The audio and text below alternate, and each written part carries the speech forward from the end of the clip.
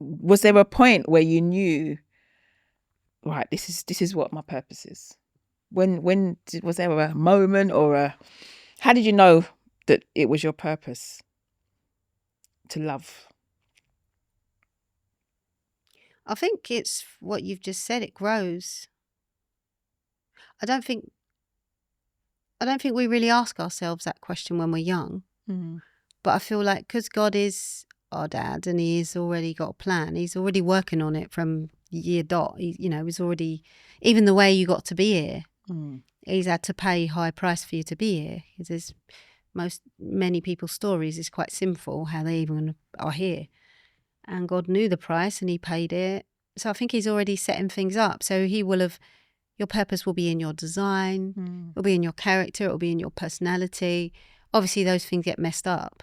But I feel like it's a discovering that you, as you grow up, as you grow, you have these experiences, you get through them, however you get through them.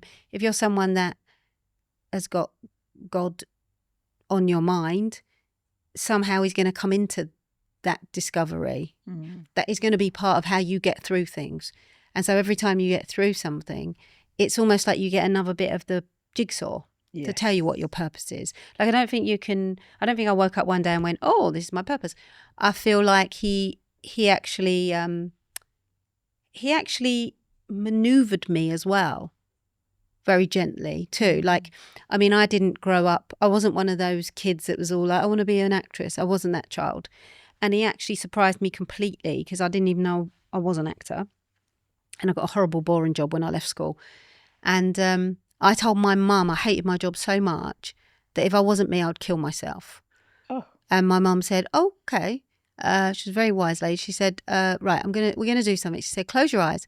I'm going to ask you a question. Don't think about anything. Just tell me the first thing that comes into your head.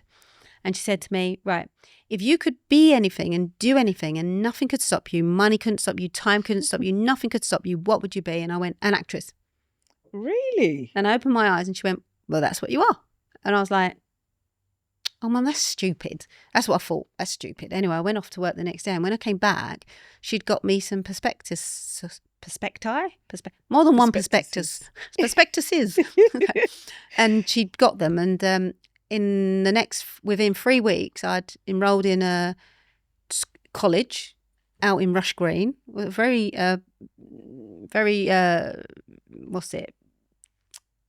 prestigious college, Rush Green College, where they did an amazing performing arts course. Really? I'd never done a dance lesson or music lesson or anything. And I went there, and I think the closing date, this is definitely God, but my life is just one long round of miracles. So the closing date had gone. I'd missed it when my mum got these prospectuses, and they had 3 spaces left that they hadn't filled or people had turned down or something. And there were about 25 of us on the day. And I got one of the places. And we should have paid for it. And my mum was a single mother. And I don't know, God's favour. I don't know, but we didn't have to pay. And then I got into that college, and then they said, I did 2 years of A-level. And then on the second year, did a year of A-level. And on the second year, they asked, do you want to perform or do you want to teach? Because if you're going to teach, you're going to go to uni. And if you're going to perform, they change your course and they teach you how to audition and all that. And so I just felt, I want to perform. So they changed my course. They taught me how to audition. And then on the very first year when I left, they got us ready for auditioning. And they said, you won't get in because you are straight actors. If you're musical theatre actors, you'll get in, because we were then 21. And they said, but you won't get in. They won't look at you till you're 23, 24. They want you to go off, have a bit of life, but you audition now so that you know where your weak spots are. Okay. So I was like, okay. So I did that, didn't expect to get in. And then I got recalls from all the top schools, and I got offered a place at RADA.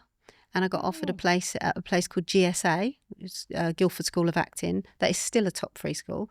And that was the first year. So everyone was totally stunned because I was 21. And I was stunned because I was like, oh, didn't think this was supposed to be happening. But obviously someone else had different plans. And then everyone thought, you've got to go to RADA. Of course you've got to go to RADA, got to go to RADA. And I prayed and God said no. not RADA. And I got so much stick. Why didn't you go to RADA? It was really stupid. And I just said, well, because I think God said not RADA, this other place. So I went to the other place, and it was an amazing school, and I got a fabulous training. And I know it was the right thing.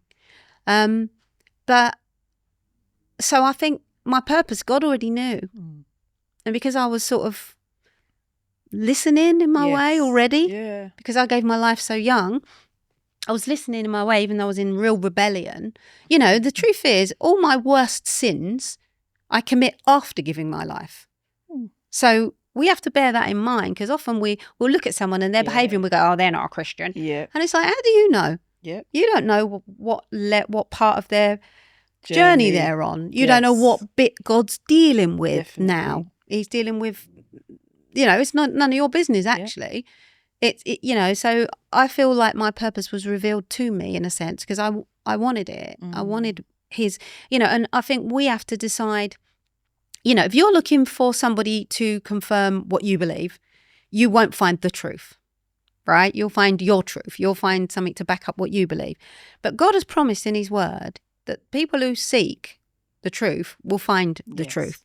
And so because I was seeking that, I was seeking God's will, I wanted to know what I was for. I wanted to know what my design was. So I think God answered me, and I think he answers anyone who asks him. And so my purpose has unfolded. And there's been lots of different elements to it, and things like, I remember once when my husband and I were at HTB, we were marriage mentors for the pre-marriage course. And at one point, they had so many people that were cohabiting coming to do the pre-marriage course that lots of the questions were sexual. And they were worried because everyone was saying what they thought and it was all out of whack. So the church decided to train people up and asked me to go and do it. And so I did it. And then a few years later, the company that trained us came back to me, not within the church, and said, you know, do you want to do a level 2? And I said, well, not really, because I'm like, why? I'm an actor, you know. And then God said to me, no, I want you to do it. And then I didn't have any money, and I got a scholarship, so I did it. A few years after that, they came back, do you want to do a level 3? And I was like, well, no, I'm not a therapist. Why? That's a level 3 is what a therapist has if they want to specialise. So I did it. And I still was like, God, I don't understand all this. Why am I this? Now I'm this Christian sex therapist. How am I meant to even use this stuff? And then they came back again and said, you want to come over to Dallas and train to be a sex educator? Oh, wow. And I was like, well, no, not really. And God said again, well, I would like you to go. So I went. It was amazing.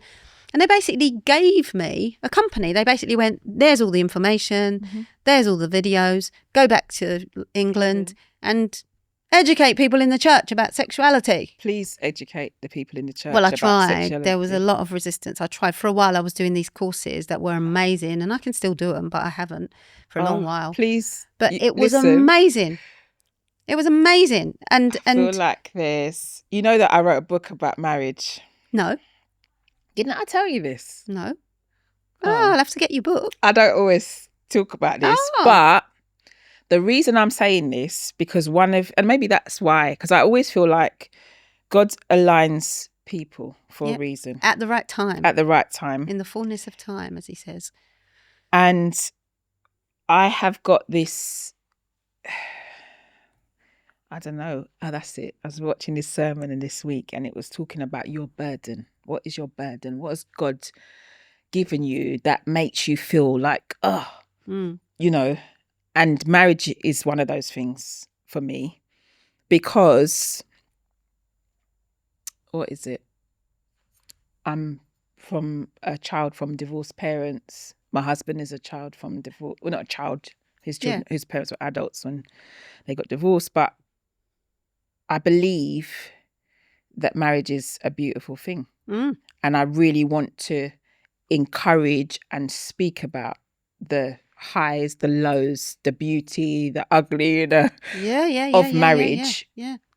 But I'm really, we've got work to do in the kingdom about marriage. Yeah, we do. We've made it into an idol. And that is why I'm like, oh, maybe this is, okay, this is what because I just think, I think about it's, there's so many things that I'm just sitting there like, it's funny because I started going to a new church maybe about 3 years ago, and I'd been praying and asking God, to place me somewhere that he could use me. Mm.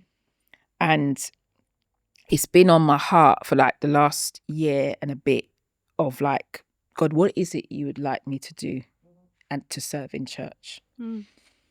And he hasn't revealed it. But marriage is like, there are so many people who are just like married and going to church, and it's like this kind of like, what's the thing? A ritual, like Mm. well, I'm just doing this Duty. thing. Yeah, that is the word. Mm. This duty. Mm. And that's not what God created marriage for. No. He really didn't. No. And he hasn't, as I said, he hasn't shared how. Mm.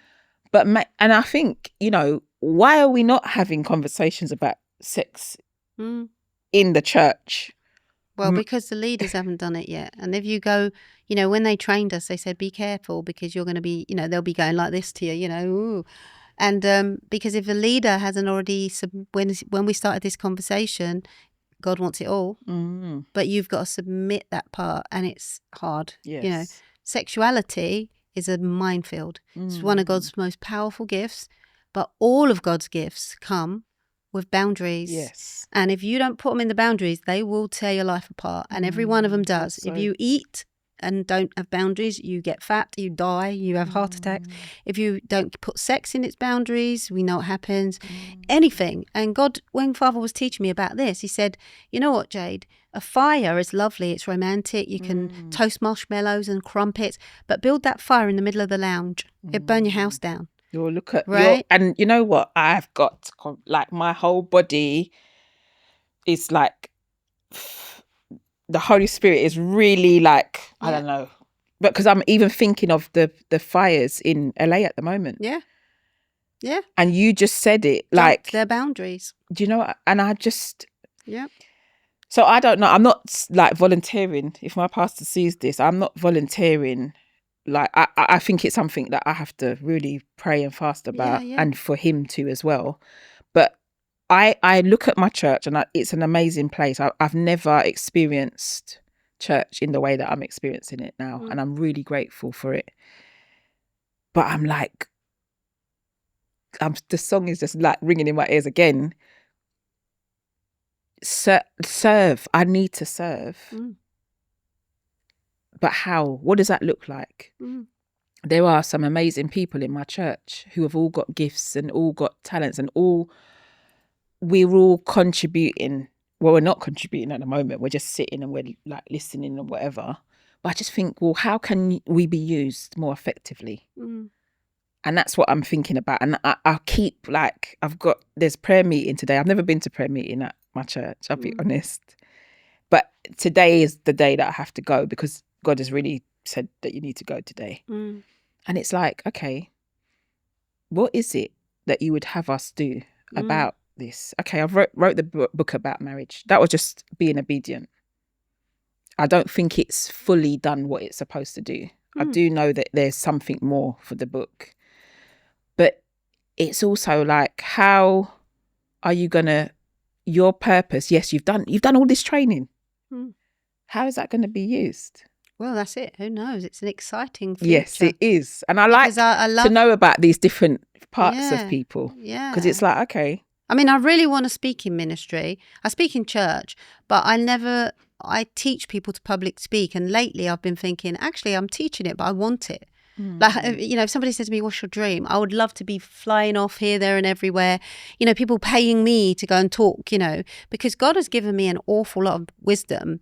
When you hang out with God a lot, he said he wants to share mysteries, and he does. And Jesus said, it has been given to you to know the secrets or the mysteries of the kingdom of heaven. Do you realize what that means? I mean, crikey, we have got so many answers.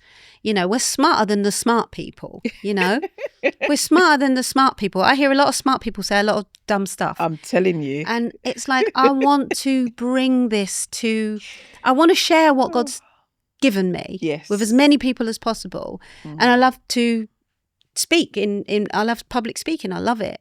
I love relating to an audience. I love that. So I hope he's got that in my future. I'm an actor. I'm waiting for my big break. I really believe God's given me promises about my acting.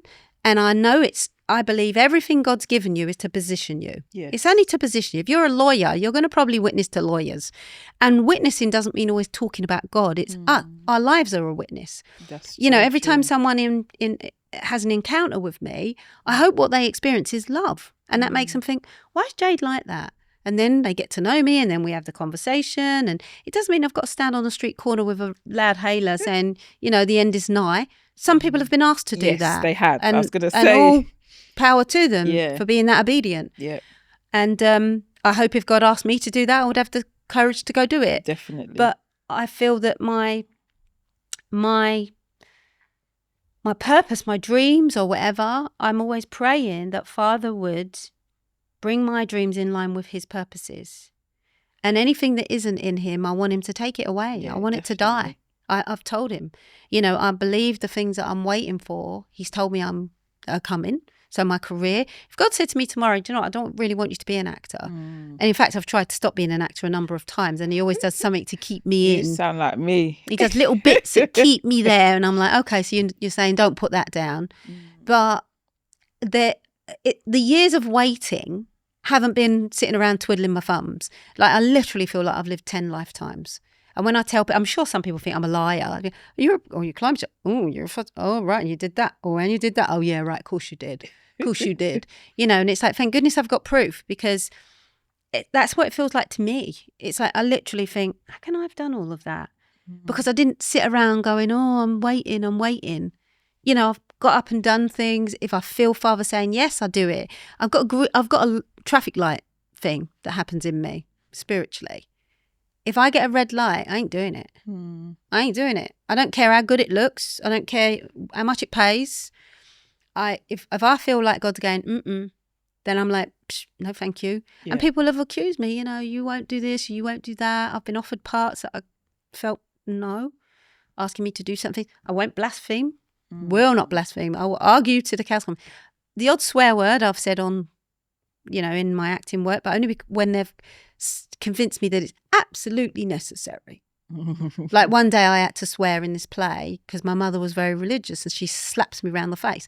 So, you know, the director said, it won't make any sense if you don't swear. She hits you because you swear. We're saying swearing is offensive. Yes. So it's really about what message are we bringing in what we're doing, you know, but I've been asked to do things where they wanted me to, you know, be naked or have sex scenes or whatever. And it's like, no. I'm my father's daughter. I don't do things that bring shame and disrepute on my father. No, that's not what I'm here for. And someone said, you'll never get to the top like that. And I thought, if I can't get to the top without compromising my faith, then I don't want to go there. Definitely. And that's how I feel, you know. And plus it all belongs to him anyway. That is so You know, true. but I do believe my acting is to put me in the way of certain people. I do pray for quite a lot of famous people. And it's weird because I don't know them. But some of them I'm sure I'm going to meet. But not as a fan. I'm not into none of that. But just as a person, I think a lot of people are struggling and they want to know. They definitely. They I want to agree. know. I agree. And, you know, what better way is for you to be put in their path naturally, because you're just people doing your thing, doing your work, you know. That is so true, you know. So I think my purpose is unfolding every day, and it's a lot of things, but ultimately my purpose is to love well. And every day that's what I set out. If someone says, what's your purpose this week or this year or whatever, it's the same. It's boring, yet it's the same. To love well. And how do I know if I'm loving well? I've got my checklist. Love is patient, love is kind, love is... Oops. Okay, Jade. Right, Father. And what do I do then? I repent. It's easy. Yes. It's not, oh, I'm terrible, I'm horrible. It's like agreeing with God is all he asks for. He asks for very little. Just agree with me. When you agree with me, I open the floodgates of my mercy and I give you my power to do better. But if you go, nope, that was right. She was rude to me first. All of that stuff that we do, you know. God, just tell me, Jade, that wasn't loving. This is going to slap some faces, you know. Well, you know, but like you said, it's a process. And I remember when I first got saved, I related to Jesus because I could imagine a man.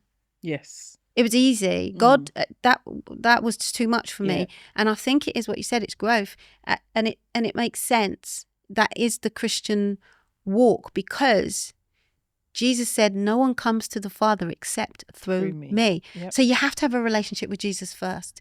And so when I suddenly found myself praying, and I'd realise, and sometimes I apologise to Yeshua, I do, because I say to him, "I'm so sorry, Lord, I haven't really spoke to you much. I keep talking to Daddy all the time," because I just go straight to Daddy. And obviously I worship Jesus because he's the one who's made it possible. But if I'm honest, my relationship is with Father. And it's like Jesus, the Son part of God, is different. I relate very differently to them, and I relate differently again to the Holy Spirit. And at the beginning, my head couldn't have got around that. I couldn't have even. A lot to...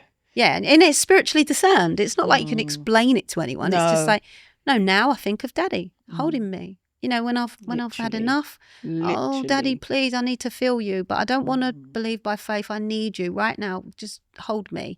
And then he comes and he just envelops you, and you're just like, oh yeah, that's it. Nothing feels like that. Nowhere. Nothing in the world. It's so hard to articulate that to people, you know. Yeah.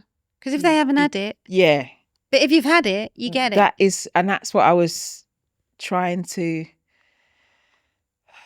We were speaking on the weekend, and somebody, a friend of mine, somebody that he knows, husband passed away. And they think there was a possibility that it might have been suicide. And we were talking, and like, you know, people were saying, he had everything. He had a family, he had a wife, he had a business, he was successful, he had money, and there was another person who committed suicide. Ellen DeGeneres' DJ Twitch. I don't know if you know. But he passed away and he committed suicide. And, you know, I had this long conversation with my husband about it, and same, he's got money, he's got children, he's got a wife, he's got this, he's got that. And I was like, listen, you can have what looks perceived to other people as everything, but if you have this, like, this hole, this void in your heart, this yearning, this desire that nothing externally can fill, when you're empty, I can understand that and how that could lead to, of course, suicide. Because you think it's going to end it. It'll take the pain away. Right. But until you have that void filled by that love from God, maybe you won't ever understand why somebody got to that point. Yeah.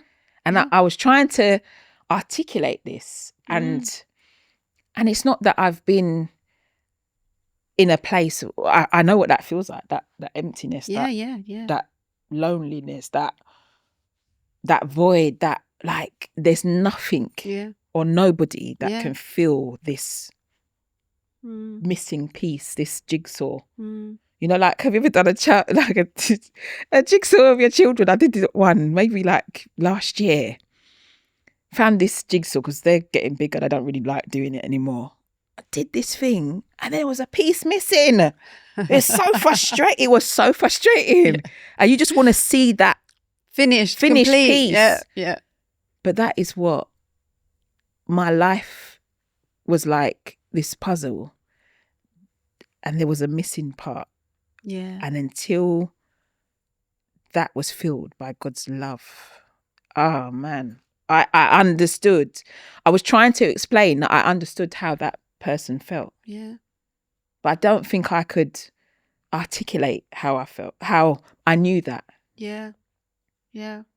And as I'm saying it, I know somebody's feeling that understands that feeling. Yeah. And you want this. You know what I was saying to another friend at the gym? We all want to be loved. That's what we're for. That is our purpose on this earth. Yeah. And sometimes we go around some corners, some alleys, some gutters, the valley, looking for this love. We look for it in a friendship. Yeah. We look for it in an intimate relationship with somebody. Yeah. We look for it from our parents. We look for it in all of these. We look for it in our career. Mm. Because when I get to this place, I'll feel then worthy. I'll feel yeah. this thing. Yeah.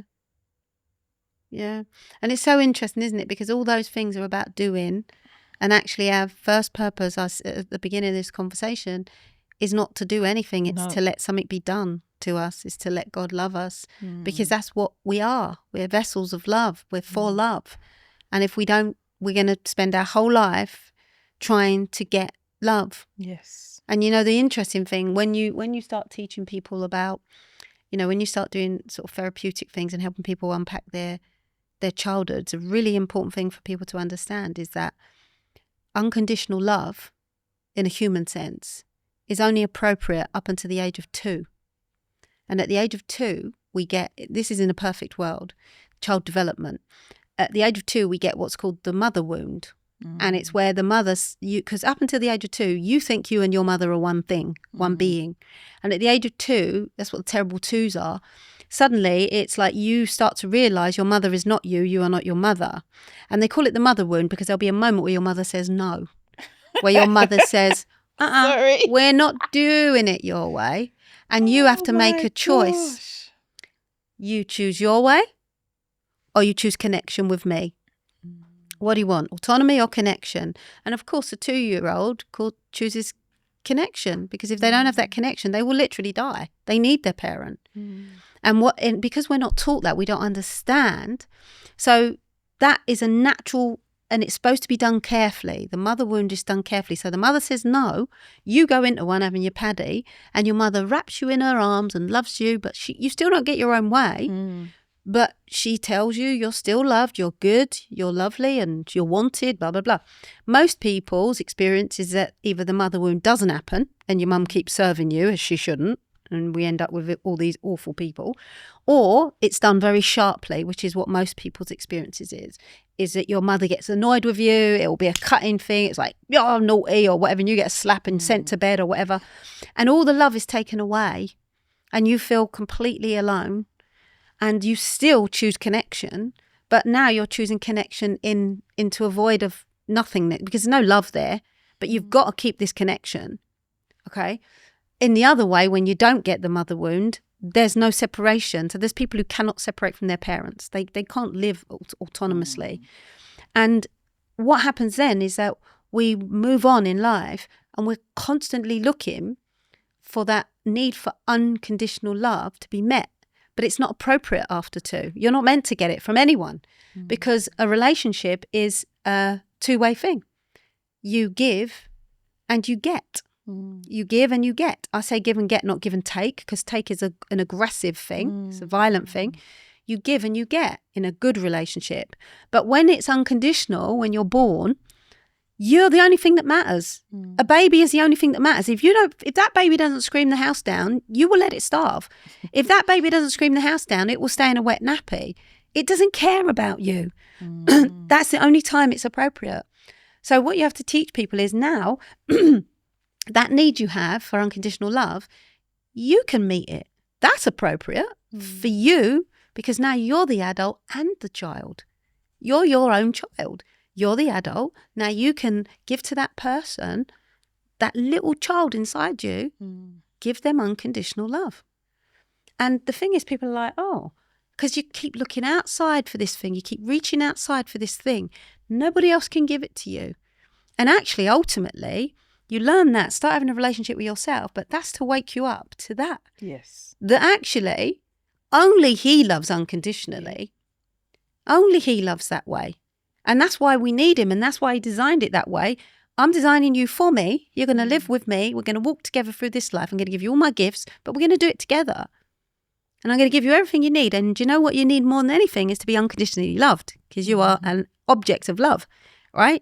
And you're for love, and you give love out. That's what you are. And of course, because we went, nah, it's all right. You're all right. I'm doing it my way. I'm going to do this. And so instead of being the servant, instead of being the vessel, we start to try to be the king, the sovereign, the giver of the thing. What thing? You ain't got nothing. You know, what are you trying to give? You got nothing. You need to get it first. And so that's the horrible cycle that people end up going on. And you watch them, like you said, I'll try my job, I'll try fame, I'll try looks, I've got to feel good about myself. I've got to feel that I'm loved and I'm worthy. And it's like, yeah, good luck with that, because you're not going to feel that until you meet your maker. He's the only one who can give you that deep, like, it's like you said, it's a knowing. It's like, you know, when I meet some people and I'm talking, I wish I could let them walk around inside my head for a minute. I wish they could, you know, but it's like, no, God said, you step in first. Without faith, you can't please me. You have to take that step of faith where you don't know. Yes. But then when you step in, then you get the proof. And like we know now, you know, you said earlier, oh, the Holy Spirit's all over me. Oh, if I could explain to someone what the Holy Spirit feels like, it's just like, you know, it's just like, I don't know what it feels like. It feels like a,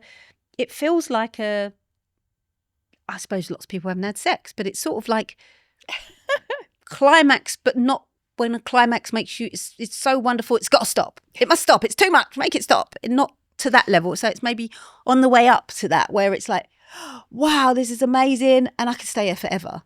Not take you over the top where it's in, no, stop. It's that place of,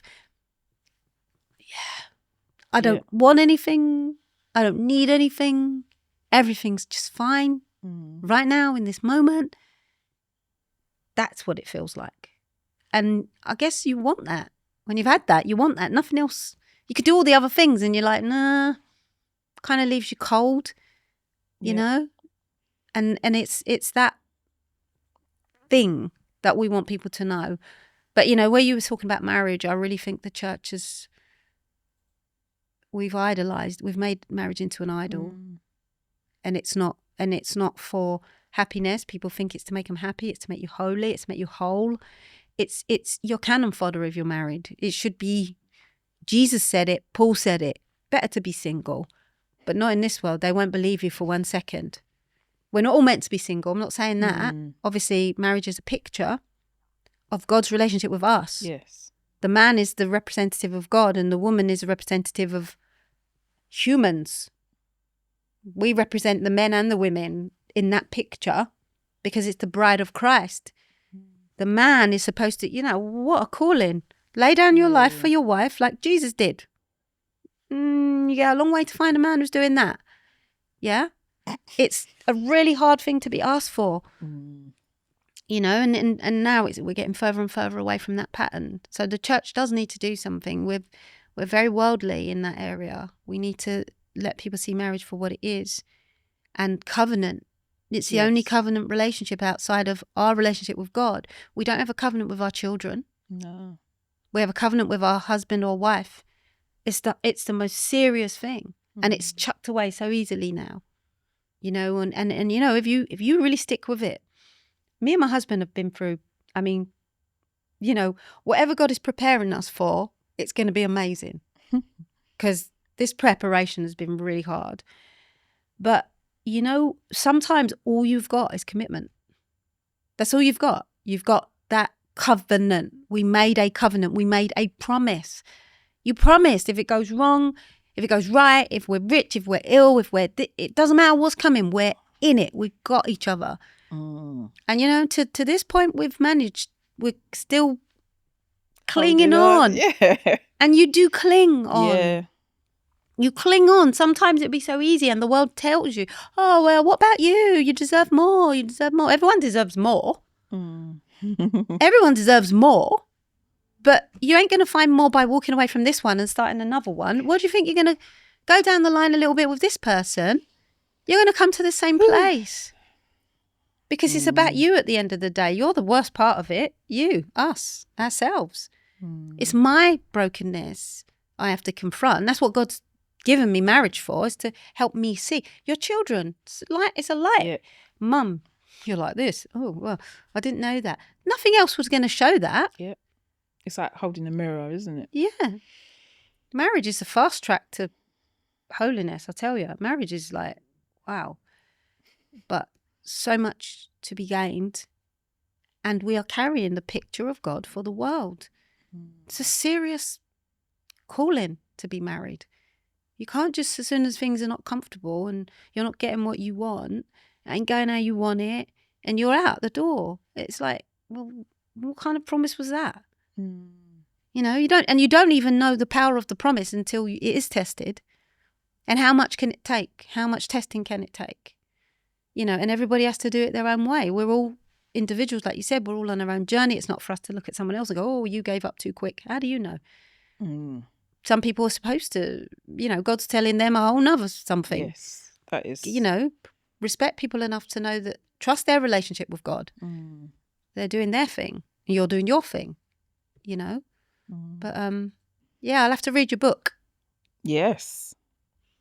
I think, yeah, it's all part of a bigger picture. That's why, yeah, I'm just obedient. That's the hardest bit, though, being obedient. Because, you know, you say, I don't mind fasting when I think I'll fast. What a great idea. But if No, I've decided mine I'm is- going to have a nice slap-up meal and then God says to me that morning, it might be a good day to fast. That's the days I'm like, I don't want to fast. Yeah, but you know what? Difficult. I've also learned that when it's sometimes the harder it is to be obedient in what he's asking you to do, you learn more from it. Definitely. That's where the growth is. Definitely. Do you know what I mean? And I think, yeah, I don't know. I Even your reaction, though, to the moment of having to submit is growth. It's teaching you. definitely. That is the process. And you know what? I had a video of I think I just filmed. There was one day when my son was just playing up in the morning, and I think I asked him to do something, and he literally had this big old tantrum.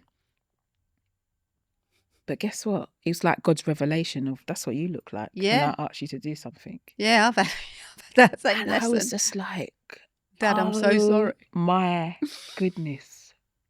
No. Wow. That's what I look like. Rolling. You know, like you think of a 2-year-old Yeah. rolling around. I'm not going to tidy my toys. And I think, look at you with your big 44-year-old self. That's what you look like when God asks you to do something. You're stamping your feet and you're having all of this. So that's what's helped me. When I had that revelation, and that was maybe Yeah. about 2 or 3 years ago, I was like, okay. Sobering, Alright. isn't it? Yeah. And when your kids turn around and accuse you of something and you think, oh, I'm wounded, and you think, yeah, how much do you accuse Daddy of? Well, if something goes wrong, why, it's your fault. He gets blamed for everything. And then your kids help you see that. Yeah. Because we're children. Yes, we are. Definitely. And he's the perfect parent, and we really are not the perfect parent. I'm definitely not the perfect No, child I'm- either. No, not perfect anything. Definitely not. No. So I feel like you've kind of answered the next question, which is what steps have you taken to walk in your purpose?